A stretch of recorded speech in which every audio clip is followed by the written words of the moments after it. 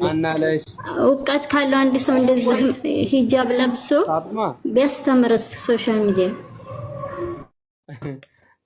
ፋጥማ ወዴት ነው የምትሮጪው?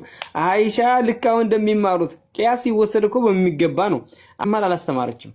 አሁን እንደሚያደርጉት ቁጭ ብላ ከወንድ ጋር አልተሟገተችም። እንደውም አንዳንድ ዘገባዎች ላይ እንደመጣው ጣቷን አፋ ውስጥ ታስቀምጥ ነበር ወይም መፋቂያ ትነክስ ነበር ነው የተባለው። ድምጿ ጎልቶ እንዳይታወቅ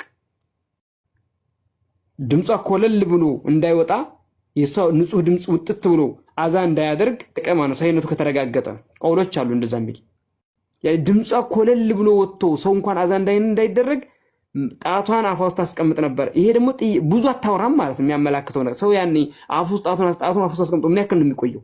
ወይም መፋቂያ አፉ ውስጥ ምን ያክል ይቆያል ሲያወራ? ያን ጥያቄ ተጠይቃ በጥያቄው መሰረት መልስ የምትሰጠው የሆነ ቁርአን አንቀጽ ላይ ተጠይቃ ዛን ቀን መልስ የምትሰጠው እንጂ ቁጭ ብላ ልክ ዛሬ ጧት ተቀምጣ እስራኤል እንደዚህ አይነቷን ያገባ ይብላኝለት ቱ እኔ የምናድረው እዚህ ላይ ነው።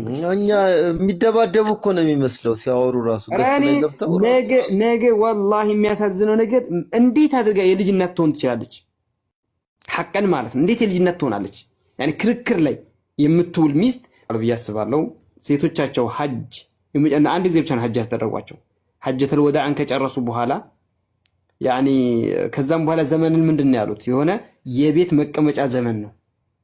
ያኔ ወጣ ማለት ሴት ልጅ ከዛ ተቃራኒ ይታዘችው ወቀርነ ፊ ቡዩቱኩን የሚለው ራሱ ሚዲያ ላይ መውጣትን የሚቃረን ነው። እንደገና ሚዲያ ላይ ስትወጣ ሴት ልጅ ደግሞ ስትከራከር በተለይ ስትከራከር ያን ተቃራኒ ነው የምትሆነው። ያ አላህ የፈለገበትን ወይም አላህ የፈጠረበትን ተቃራኒ ነው የምትሆነው። እሱ ምንድነው? ወንድ ጋር እኩል ትከሻ መለካካት፣ ወንድ ጋር መከራከር